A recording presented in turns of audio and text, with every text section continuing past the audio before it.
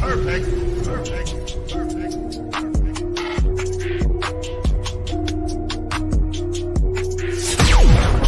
to you live from the basement of an abandoned training facility where we talk about fighting, training, and events. It's the Fight Mixer Show, where you can hear about all the local and world combat sports happenings. Get ready. It's time to gear up and square up because we're going live on the Fight Mixer Show.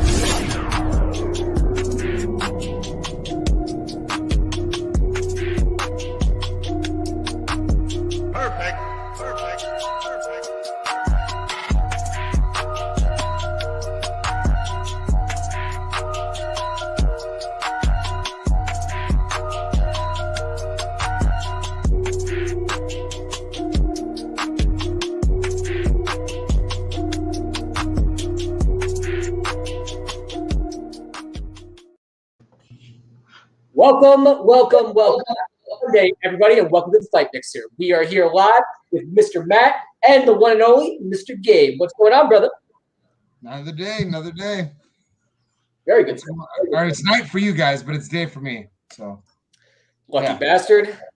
We are going to be joined. Beautiful out here today, by the way. Absolutely gorgeous. Must be nice, being in California and everything, and compared to my ass in New Jersey. Today was probably like 87 with a nice breeze shooting through the day. Beautiful, gorgeous. Must be nice. It was relatively warm here. Yeah, F that. Well, I'm in New Jersey where everything sucks, and we are here live with UFC veteran, former King of Pancras, the one and only Nam Phan. Nam, what's going on, brother? Hey, how you doing? Thank you for having me on the show, guys. Yay! Hey, what's up, man? What's going on? And Gabe actually, excuse me. Holy shit! So Gabe actually told me a funny story. Holy shit! I can't believe I was choking live in the air. I'm so sorry. Gabe was actually telling me a funny story that you guys actually know each other, and actually he was telling me a funny story of how you guys met. So, Nam, do you remember how you met Gabe by chance? I do. Do you want to tell it? You want me to tell it? Oh, you tell it. Yeah, you tell it. All right. So Nam is he's part of the Southern California MMA scene, and we've been around each other quite a bit. We never really met, and so I can't remember what event we're at, but I come up to say hi. What was it? The WC, yeah. Okay, yeah, but I was talking to you. I came up to I don't know how we ended up talking, but you were speaking Vietnamese, and I the whole time I'm like, I'm pretty sure Nam speaks English, and then afterwards I talked to like 3 friends of mine. I'm like, does Nam not speak English? Like he was speaking Vietnamese the whole time, and he had this friend of his that was trying to do interpretation as an interpreter, and everyone's like, no, Nam speaks English great, and I'm like. And I genuinely thought you were just being a jerk to me, like because you didn't want to talk to me. I was like, what a dick. No. I was we were just we were filming, and that's just a little gig we're doing, just having a little fun. Yeah. All right. Yeah. That was the first. I'm so sorry, Gabe. Man. No, man, like it was just it threw me off, and like I was like, dude, everyone talks about how cool Nam is, but he was speaking Vietnamese. I just like it felt like you were just blowing me off. I'm like, oh, I mean, I guess that's what it's gonna do. No, I'm so sorry. You're not like that, man. I love you, man. No. Look, we've talked about it multiple times before. It was just a fun story to bring up the Nam fam. I've known you for years and years. You're a staple of the Southern California MMA community and a big part of the Vietnamese MMA community. I hope so. Well, I mean, I think we're the first Vietnamese fighter on the Ultimate Fighter. Yes, and UFC. Yeah. So I mean, that's pretty serious. I think so, but thanks, Gabe.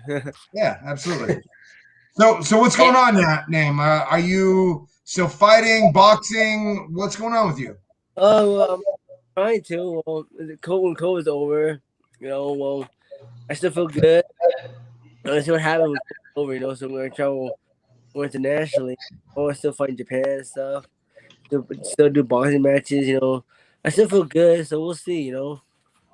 So you want to go back to boxing and MMA? Yeah. Okay. I mean, do the best I can, so my body cannot. My body just gives up. I cannot do it anymore. It's just max. I don't want any regrets. What about bare knuckle? Would you do bare knuckle? Those guys call me. Those guys call me on Facebook like, "Damn, are you ready for bare knuckle boxing?" And I'm like,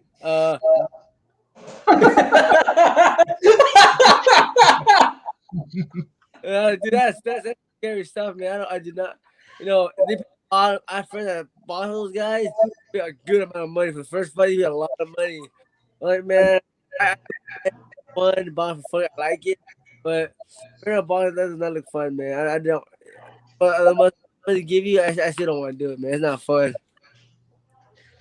And you've had a long career too. I mean, you started in the early 2000s. I think 2001 you started, correct, man? Yeah, that's right there. Yeah. I was in high school still. Holy shit, man. And like, where you were enrolled in jiu-jitsu when you started jiu-jitsu around 2000, correct? So it was like, Jesus Christ, man. Oh. What was that? I'm so sorry. I did not get that. I didn't hear it. I was a white belt. Oh, You were right. white belt when you first started MMA? Yeah, I did karate. I was a kid. I ran 92. I was 8 years old, and I started doing jiu-jitsu in 2000. And I started doing boxing around that same time. Wrestled high school and wrestled college. Yeah, so I always want to do mixed martial arts. So those are the steps I took. Yeah, and you come from a very, like, you went to a traditional path of mixed martial arts, and you've always been a guy I respect and a guy that, like, is showcased on The Ultimate Fighter, where, you were one of the most respectful guys in the history of The Ultimate Fighter. Any of the cast members, one of the most respectable guys that, like, you watch and you're like, wow, that guy is awesome. So black belt in karate, black belt in vet, I can't even pronounce it. Vet something do. It's a Vietnamese karate. Vietnamese karate, yeah, and a black belt in Brazilian jiu-jitsu. And so, like, going down this route, I mean, you also have a school open as well, too, right? In California? I do. Garden Grove, yeah. Goddamn. In relation to Gabe, how far away are you guys? Like, as far as gyms? I think you're Rancho Cucamonga, right? I think like an hour. No. I don't live in Rancho Cucamonga. I live in Tarzana. I live in like Valley Glen, which is by North Hollywood, but my school's in Tarzana. Wow, yeah, I don't know where Tarzana is. What they call the Valley, I mean, are you a Cobra Kai fan? Who? Cobra Kai, the show? Oh yeah. Oh wow, is that the Oakland area? What did you say? Oakland? Yeah, that was that. No, Reseda, Encino, Van Nuys. Oh, okay. Yeah. Above LA. Yeah. On the other side of on the other side of the hill. That's far. I mean, it's not, but it is. Like, I think realistically, it's probably maybe 50 miles, 60 miles, but in LA, that's like 5 hours. Yeah. Yeah, traffic. Yeah. It's rough. We've talked about training together a few times, and then every single time, you're not good enough to train with me. So every time I kind of feel bummed out. So I know, man. You're dope, man. Dude, I see your fights in jiu-jitsu, you're dope. But man, I think about I get the map quest. Oh man, that's far. I mean, I have an excuse. It's far. It is far. But you're actually one of those guys that, because I've always liked you, and I've always known you've been a very, very tough competitor. You've always been someone that I've wanted to train with. Oh, thanks. It's just weird because we are close, but California is one of those places, like, close is not what you think close is. I mean, California is big, man. Yeah. It's small. Yeah. It's not like Hawaii, all across the whole state, Yeah. So Nam, go ahead, Dave. Go ahead, Dave. My questions. Oh no. And going back to my original question of coming from such a traditional route of mixed martial arts and martial arts itself, getting black belts in multiple areas and being a study and being a student of the game, how'd you get tapped for the Ultimate Fighter? How'd you get involved with the television show? Oh yeah, I was Jeremy Williams at Apex Jiu Jitsu, and he knew the producers and stuff like that. And then he talked to producers. He said he had a guy named Nam, and he bought me a ticket to Las Vegas. I went out there, the interviews, and then I guess he liked me. I got a call back, and then the call back. Nobody knew the call back. I didn't know what was gonna happen, and if I knew it, it was the first show. We had no idea. Nobody knew what was going on, and this was the brand stuff. And yeah, I was the fighter. And being a part of that experience, because once again, I had this conversation with Gabe all day long, where I think reality TV is shit. I don't like reality TV, like kind of like the trying to make drama and blah blah blah. It's very very like, it goes for the lowest common denominator, and it really just kind of like I think trash television, where you have to like pivot and you have to like go down this narrow road and like a slippery slope in order to get to the fights. What was the process like? Was it like a shock to you being this traditional martial artist and this martial artist of great respect? Was it like kind of like a shock to you being a part of a reality TV show, or what was your experience like? Oh yeah, I was fine with it. I never, so I'm humble here, guy. Yeah, to like get my friends, school, my community look bad. So I did the best I can. Exposure. Try not to let these guys get too angry. I tried to represent the way of martial artists on television. I did the best I could. Awesome. Gabe, what was your question, by the way? Hold on a second. There we go. Well, first time we got a question from on Facebook. Tonight's Logan Paul versus Mayweather fight. Who do you have? Come on, right? I mean, that's the question that's being asked. It's ridiculous. One of my students said that his roommate put $250 on Logan Paul, and I said he should have just burned the money. It would have been better. Like, honestly, you'd feel better about it if you just took the money and burned it. You feel better about yourself. That's a lot of money, man. $30-50. That's a good amount of money. Like, dude, I get like putting maybe $20 or something like that, but like, you would feel better taking the money and just lighting it on fire. Like, that's crazy. $250. A guy worth like what, $15 an hour or $15 an hour. Dude, that's a lot of hours. Yeah. Some would say just buying the pay-per-view, you should do the same thing. Just burn the money. Just punch yourself in the face. If you're buying that pay-per-view, grab your fist, hold it with your other hand as tight as you can and pull it back, and then let go and just punch yourself right in the mouth over and over again, like 5 times. Make it 6 just to make sure. I don't support illegal streaming whatsoever, because when someone illegally streams a UFC event or a Bellator event, you're essentially robbing my buddies. You're essentially taking money out of their families' pockets, and I completely don't condone illegal streaming.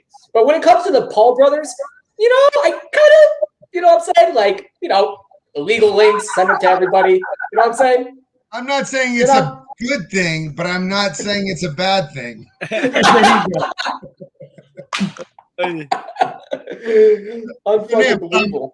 Here's a question that I have, because I have known you for a long time. Okay, I mean, long time is relative, right?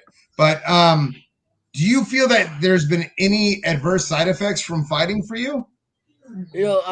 I haven't, but people say I talk funny, but I'm cool with it. I just try to take what people say to me to heart. I just whatever, I'm gonna go on my day, do what I like, I feel fine. Okay, I mean, because honestly, like all BS aside, we talked. It's been about a year ago, and I think you just got done with a run, and you didn't sound the same as when we originally talked years ago. This interview it's actually making me like, oh, dude, like you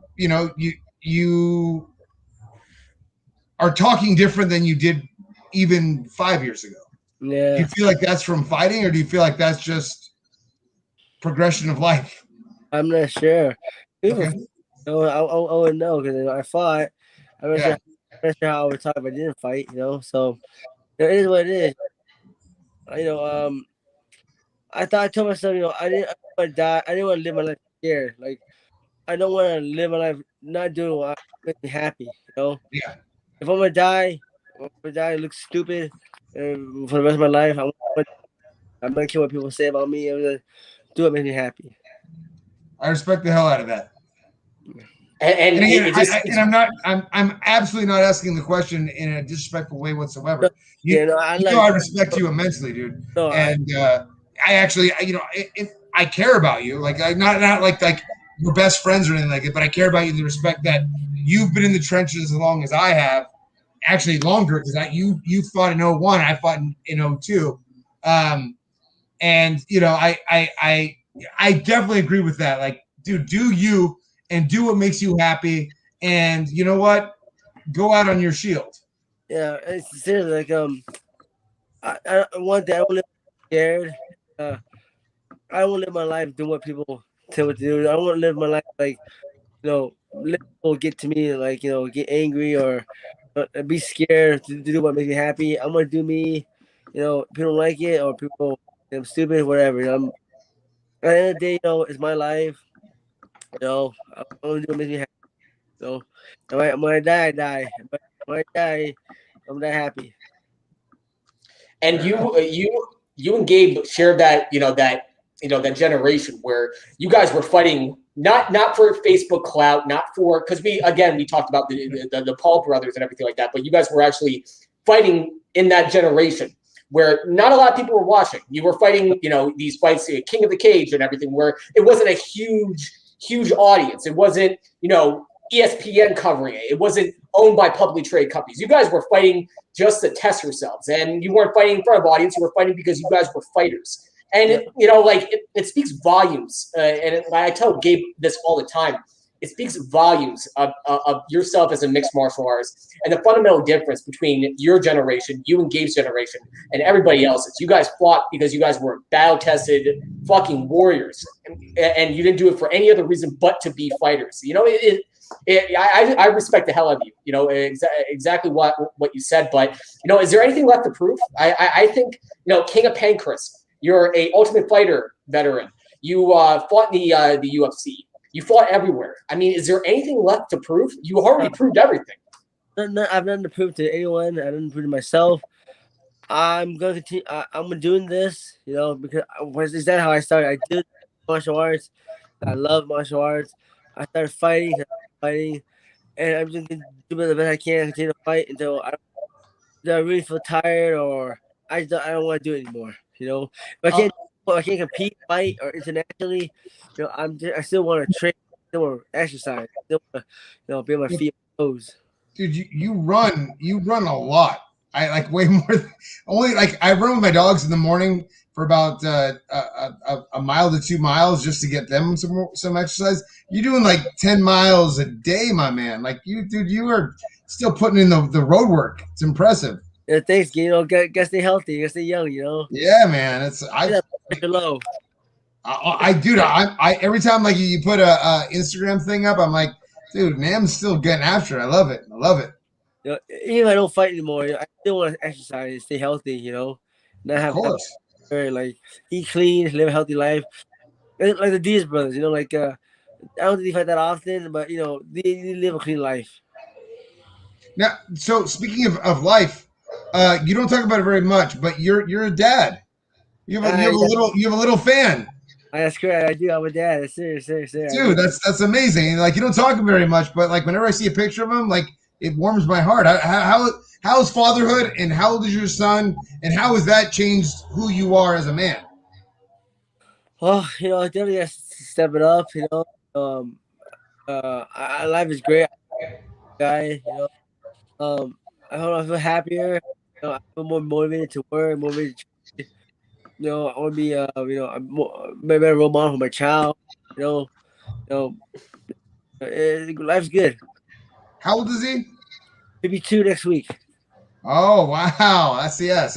My daughter turns 2 in September, so that's awesome, man. That's Really. it's amazing. A little I yeah, you don't talk very much, but I also understand that because um like even with social media, like I have separate accounts which are for family than versus for people, and I can respect that you want to keep that separate.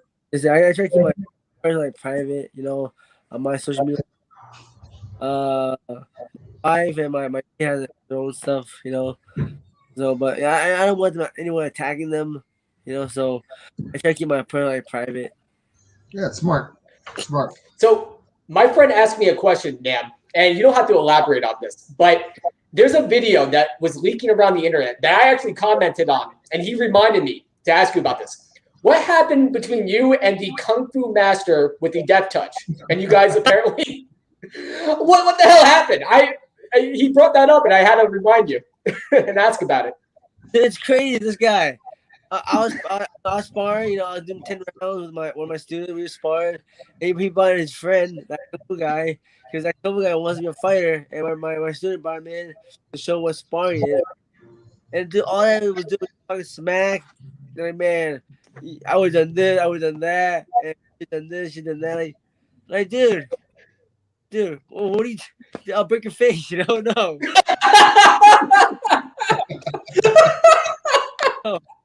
Like, dude, that ain't gonna work. Like, I told him that's not gonna work. It's not gonna work in the street or like, dude, no, you're talking nonsense. That's crazy. And like we just talking back and forth. And like, hey, I asked him, you want to spar, practice? He goes, no, I only spar bare knuckle. I'm like, what? No, I don't spar bare knuckle. I just want to practice. I don't want to. I don't want to get hurt. And then like he looked at me like, oh, I guess you're scared. Oh, no, I'm not scared. Oh, you know what? Here, I know. If you hit it with your bare fist, it's dangerous. I'll break my fist. You know what? I told him, look, hey, I'll wear gloves. You go bare knuckle. I'll still go. We'll still spar. Let's go. And then it was a Monday. We met on a Thursday, and that's what happened. Yeah. Now, were the rules no takedowns, No, no ground? only striking. Only striking. Yeah. But so he's talking all this smack, like he's saying like this and that. But then this is funny. Is I had this client that came in and he was saying that same kind of principle, like what if I do this, I do that, are you gonna be able to? I go, look, we can do whatever you want to do, like whatever type of parameters you want to set, we can set the parameters. And he immediately takes ground fighting out, striking on the ground out. He takes kicks out. He basically wants to box with takedowns, and that's about all he's willing to do. But he can throw elbows and eye gouge. Oh my. Eye gouge, really? Well, the thing is, I never let him get close enough to eye gouge me, and like when we got close, I would just dump him on his head, and he had no. But so this guy, only standing. Where was he allowed to do death touch and eye gouges and groin shots and all that stuff as well? Oh yeah. So we said no. So that was a part of the rules.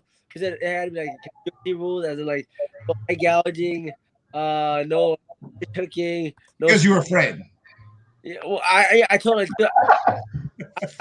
because I told her, look, if you think eye gouge me, I'm gonna pick you up and break your goddamn neck, man. Yeah. You better not like groin shots. I said no groin shot. If you're, I just like I said like if if your hand is anywhere near my balls, I'm gonna pick you up and break your goddamn neck. You been not hit me in the balls. I'll be pissed off. Screw the rules. You better play fair, right? Strike, and like if your finger break, I get my eye. Oh my god! Don't do it! Don't do it!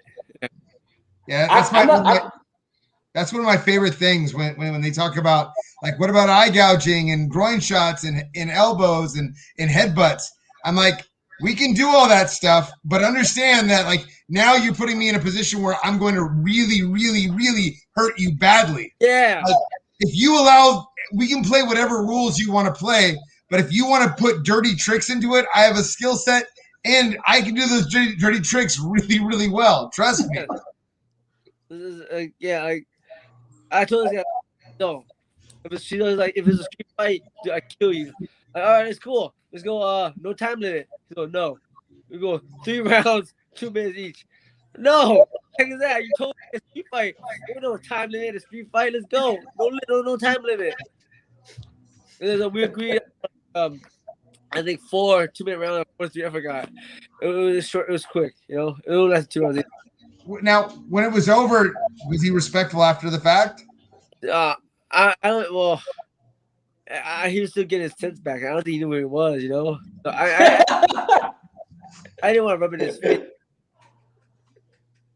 But even afterwards, I told the whole crowd to applaud him for keeping coming here. You know, I try to be respectful. I try to be a good role model. You know, and don't rub it in the face. I don't want people to think, oh man, I want people to be artists. You know, I don't want people to be a bully. You know. And as a traditional martial artist and coming from the good old days of mixed martial arts, and Gabe and I talk about this all the time and actually had discussions about this. Now that the MMA climate has changed towards, in order to make money in the sport, you have to trash talk. You have to be disrespectful. You have to, talk a lot of shit online and everything. Like, as an MMA veteran, like, what's your feelings about that? I mean, it is what it is. Like, yeah, I get when like Conor McGregor. I like when we talk back, and it gets me excited. Man, I'm not that type of guy to talk smack and so that's probably why I don't be that much fighting. I don't talk enough. But you were obviously the most. And this goes back where I think that trash talking in mixed martial arts is just lazy. You can sell tickets. Kazushi Sakuraba, again, I talk about this all the time. Kazushi Sakuraba was my hero growing up. Yeah, and the reason why I related so much to you and why I liked you the most in that season with Josh Koscheck and George St. Pierre is because you were so unbelievably likable. I was drawn to watching you on the show just for how likable you are. So I personally, and you could disagree with me, but I think, if people trash talk and they're a great fighter, I think it's just lazy to sell tickets, Like, I think people can be likable and still sell tickets and draw an audience. I think that. I think so. I try to be my goal is try to be a role model, try to be respectful, try to show the way the martial artist. I think, but I guess you like it. It's more exciting when people trash. Say they're gonna beat them up. Be violent and stuff. Like I don't know. I always find that silly. Like, sorry, my dogs are getting. It's always silly. Like when people like get in your face and. Dude, we're gonna fight. Like especially at the weigh-ins and stuff. Like, you understand tomorrow we're going to fight. You don't have to get in my face. You're not intimidating me. I signed a contract to fight you. Exactly. Come on, man. I agree with you on that. I agree with you 100% on that one. Yeah, get in my face and look tough in front of everybody doesn't mean nothing. We're gonna do this. We're gonna do this no matter what. You talking smack to me and trying to be tough means absolutely nothing. Because I agreed to fight you already. It's not like it'd be different if you were trying to get me to sign a contract and I was terrified.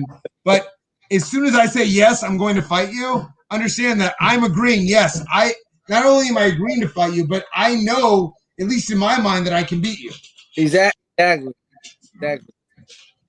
And right now in like UFC, Bellator 1, what fighters excite you? And especially because you got to be a fan of this. Obviously, you're a fighter, but you got to be a fan of this too. Like, what fighters really excite you right now that are making headway in any of the major promotions and PFL too? PFL. Bellator. We have UFC. We have one. Sanya. Risen. Oh, Ryzen. Ryzen. Yeah. Who's doping right now? I can't think.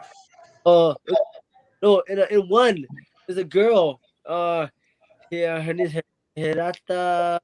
It's Suki. Something Hirata. She's fighters in one. Hirata Suki. She's dope. The UFC part. Sanya. Bellator. I can't think who's doping Bellator right now. Who's killing Bellator? Well, I can't think. PFL. Who's in PFL right now? They just signed Clarissa Shields. Clarissa Shields. Oh yeah. Who else? They have the PFL's got. They just signed Pettis. They did a whole signing of UFC guys. The younger Pettis. Well, I think Sergio won a title in Bellator. He did. He beat Juan Archuleta, who's a very, very tough. Yeah, maybe Juan was dope. Yeah, Juan's tough, huh? Yeah, I mean, I see some of his fights. I mean, I don't know, but he's pretty good. Yeah, Juan is good. I want Japanese mixed martial arts to make a resurgence. I think the biggest heartbreaking moment. Yeah, I love Japanese MMA. Yeah, and I was a Pride fan. Like I was a UFC fan, but I was more of a Pride fan than UFC. And Ryzen's at the cusp, but they're not really there yet. But I would love the resurgence of Japanese mixed martial arts. Back to Pride, back to the pageantry, and back to all that good stuff. Yeah, that'd be great if Ryzen come up. Back then it was Pride, FC, K1 Dynamite. Those were the good old days, man. I loved it. They were fun fights. Those are freak show fights there. Fuck yeah, man. Hey.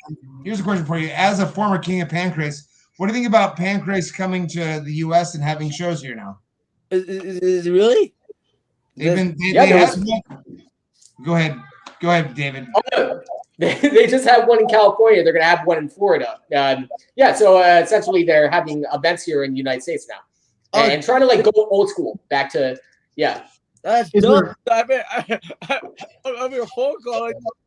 I get a free ticket. You get a popcorn and soda. Well, I think that's kind of strange to think that you have a former king of Pancrase in California and they didn't call you to at least be like, hey, want to come to the event? Seriously, right? We screw them. Oh my god. Oh man. I'm sure. Are you willing to travel to Tampa? No. Yeah. I got a school. I got a kid. I got a wife. Gotta be LA. Gotta be LA. Not California. Gotta be somewhere in LA. You know. So, LA always outside. Oh. It's good. No. It's good times though. It definitely reminds me of Pancrase in '92 and '93, and was that and being able to fight in Pancrase, and you became a king of Pancrase and going to Japan. Wasn't that okay? I didn't get the fight for Pride, but at least I got the fight for a league that happened and started way before the UFC did, or in the same year, but still beat the UFC. Was that a notch in your belt saying, got to do that? As being a fan of Japanese martial arts. Yeah. Pancrase is older than Pride. It's legendary, So guys like Ken Shamrock, Frank Shamrock, they were kings as well. So for me it's an honor. It's something to say. I can tell my kids about. And I tell my students. So I'm very proud of it. And being a coach, what do you look for? And obviously you're going to be teaching the next level of martial arts, and people that might be pursuing mixed martial arts as a career. What do you look for as a coach? And, as somebody that's been through the system and been through the game where it was so hard to break through and make headway, what do you look for in a student or a mixed martial artist looking to make this a career? Passion and drive. As hard as it is, you gotta find a way to do it. It's easier now. Back then, man, one alpha male, you gotta work. You gotta work and you gotta fight. This is the grind, man. How to play, Very true. Very true. Fuck yeah, man. So we're about to wrap this up like a Christmas present. We're running out of time. But Gabe, do you have any final questions for you, buddy? Are you happy overall, Nam? I'm very happy. Yeah. Good. Thanks, Gabe. Thank you, sir. No, man. I think it's important that we need to know if we're happy or not, man. That's an important question that's not asked enough. Oh wait, I have a question. Are you watching the fights tonight? Am I going to watch the fights tonight? Yeah. Are you kidding me? No. I honestly, as soon as I'm done with this, I'm going to go play with my daughter and pretend like that's not even happening. Yeah. All right. Well, I hope, man. Please. I do not. I hope it's so cocky against knocked. Please don't let that happen. I hope not. I hope not. Please, no. I'll cry. No. I love you. I love Showtime, but I will be illegally streaming this because it's not worth $50. I apologize. What time is it on? I don't know. What time is it on? It's 5:40 here. It's 8:39 here. What time is it on, Phan? It's 6. Yeah. 6 6. p.m. It starts. Oh boy, can't wait. All right, man. All right, Nam. Yeah, there. Bye. All right, peace out, Nam. Nam Phan, ladies and gentlemen. I apologize to our listeners. My dogs decided that they wanted to also get in a fight. Congratulations to you, by the way, a 2-time dog owner. You now have 2 dogs in the house, Mr. Frost. 2 Dogo Argentinos, which are animals that are just, I love them both, but they are constantly testing me. So. Absolutely. And no one wants to test Mr. Gabe. And further proof of that. Damn, look at that. Look at me. God damn. That looks good on you. The belt looks good. Yeah, so we're gonna wrap this up like a Christmas present, and we're gonna have a big shout out to our sponsors. Oh, by the way, thank you for reminding me. Tomorrow, we had to reschedule Ken Shamrock. Ken Shamrock will be coming on tomorrow with Sam Shoemaker. So Sam Shoemaker is going to be the guest host for tomorrow, and we can't wait to have Ken Shamrock back on the show. This is going to be the second time, and we're also going to have Zane Frazier, UFC 1 fighter, UFC veteran, is going to be on the show next week. I am hyped to the tits to talk to Zane Frazier. Goddamn! And the show is brought to you by Kajuja MMA and Fitness, located in beautiful Tarzana, California. If you want to train with Mr. Gabe, it's beautiful. And if you want to train with Mr. Gabe and train with the best, former four-time world champion and Brazilian Jiu-Jitsu black belt, go over to Kajuja MMA and also buy a shirt too for $25 and ask him to autograph it and say that Gabe Potter sent you. Biggest fanboy on the planet. And our other sponsor, Draeger Nutrition. Go on BCAA. Oh, no, that's not the website. Sorry. DraegerNutrition.com. Buy the best in supplements from Draeger Nutrition. One of our great sponsors. And, it works wonders. So. Works for me. That does. God damn. All right, Mr. Gabe, final words, good sir, for the 4-time world champion. Don't watch nonsense. Stop making stupid people famous. And live your best life. Gabe, you're the fucking man. And I expect that shirt to be autographed, please, sir. So I can frame it. Nope. I'm not going to ruin a perfectly good shirt. Come on! I want your autograph. Come on, man. We'll talk about it later. Send him an autograph cup. There you go. Perfect. Matt, final words from the producer. Dringer. I'm more Draeger. And everybody, if you're going to watch tonight, illegally stream it and also support TNT and support Floyd Mayweather, please. I fucking hate the Paul brothers. Or do like I do. Mayweather's is not someone to support either, but yeah, okay, sure, why not? Touche. All right. Boys, from the Fight Mixer, signing off. Ladies and gentlemen, boys and girls, peace. Perfect.